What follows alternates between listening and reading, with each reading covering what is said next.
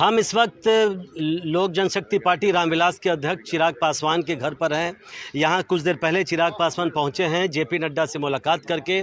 यहाँ पर एक जश्न का माहौल था क्योंकि चिराग पासवान ने एक ट्वीट किया उस मुलाकात के बाद और कहा कि बीजेपी और उनके बीच जो सीटों का तालमेल है वो हो गया है। उसका जो फॉर्मल अनाउंसमेंट है वो कुछ दिनों के बाद किया जाएगा। हमारे साथ बिहार प्रदेश अध्यक्ष राजू तिवारी। राजू जी, आज तो बहुत खुश नज़र आ रहे हैं आप लोग। नहीं, एकदम खुश हैं और निश्चित रूप से आज हमारे नेता जैसे आदरणीय देश के प्रधानमंत्री को बधाई दी, गृह मंत्री को बधाई दी और हमारे राष्ट्रीय अध्यक्ष भारतीय जनता पार्टी के नड्डा जी को उनको बधाई दी। निश्चित रूप से आज खुशी का दिन है। हमारी जो भी हमारे नेता से बात होनी थी लगभग मुकम्मल हो चुकी है।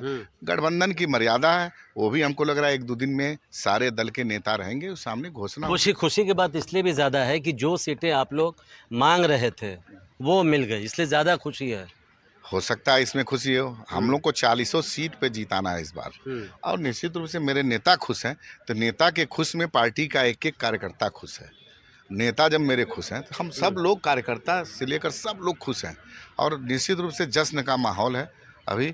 और हमारी राजू तिवारी भी उम्मीदवार हैं, एक जितनी भी सीटें मिली हैं, एक कार्यकर्ता हैं, एक पद पे हैं और नेता हमारे उम्मीदवारी तय करेंगे। कौन लड़ेगा नहीं लड़ेगा ये नेता तय करते हैं। कार्यकर्ता हूँ, जिस पद पे हूँ, प्रदेश अध्यक्ष पद पे हूँ, अच्छा लग रहा है काम करके और हम चाहेंगे कि हमारे नेता और बुलंदियों को छुएं। यही हम इतना मेहनत करेंगे। और हम लोग तो आप देख रहे हैं कि राजू तिवारी जी कह रहे हैं कि बहुत खुशी का माहौल है।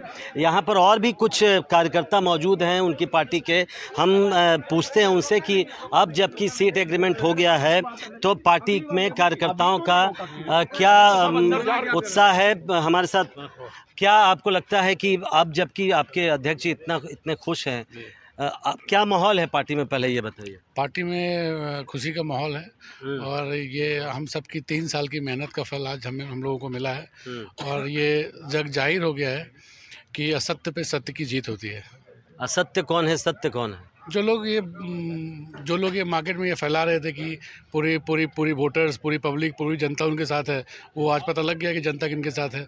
और इन सब को देखते हुए माननीय प्रधानमंत्री नरेंद्र मोदी जी ने, जेपी नड्डा जी ने आज फैसला लिया और जो मजबूत गठबंधन का हिस्सा था उनको उन्होंने मौका दिया। प्रणय जी युवा लोजपा के अध्यक्ष हैं, आप लोग साफ क्यों नहीं कहते कि चाचा के बारे में बात कर रहे हैं आप लोग, पशुपति पारस? ये तो सर समझने की बात है, इसमें तो कहने की कोई बात ही नहीं है कि वही ऐसा कहते थे, वही एक ऐसा भ्रम बाजार में फैलाते थे कि इनके पास तो कुछ भी नहीं है, हमारे पास सब सांसद हैं और ये है। तो आज जो असलियत थी वो सबको मालूम चल गया। एक और सवाल पूछते हैं, आप ये बताइए, आप तो इतना अनुभवी हैं, क्या चाचा भतीजा को एक हो जाना चाहिए? कई लोग ये कहते हैं। दोनों के चाहने से ना कुछ होता है, एक के चाहने से थोड़े कुछ होता है। और जो गलती किया है पहले वो स्वीकार करे ना, गलती किसका है। जो सांसद कहते हैं, सांसद वो बनाए थे, सांसद जो बनाए थे सो चले गए। सांसद इनका था, सांसद उनका नहीं था, वो भरम में थे। अब भरम उनका जो है सो अब वो तो दावा करते थे कि 5 सांसद उनके साथ हैं, इसी आधार पर सीट मांगते थे। बनाया कौन था, किससे क्या चलते बने थे? आज जो है फैसला जो दिया है भाजपा ने, जो फैसला किया है किसके बल पर? जनता हमारे पास है, जनता हमारे साथ था, हमारे नेता के साथ था, उससे वो सांसद बने थे। अब गए थे तो सांसद हो जाए ना, कहाँ कहाँ जा रहे हैं, किस किस गली में घूम रहे हैं, से देखिए ना कहाँ कहाँ घूम रहे हैं, क्या कर रहे हैं। हमारा था, है और रहेगा। तो अब खुशी है आप लोगों को कि अब खुशी है प्रणय जी की सब कुछ ठीक हो गया? हाँ, अंत भला तो सब भला। सही।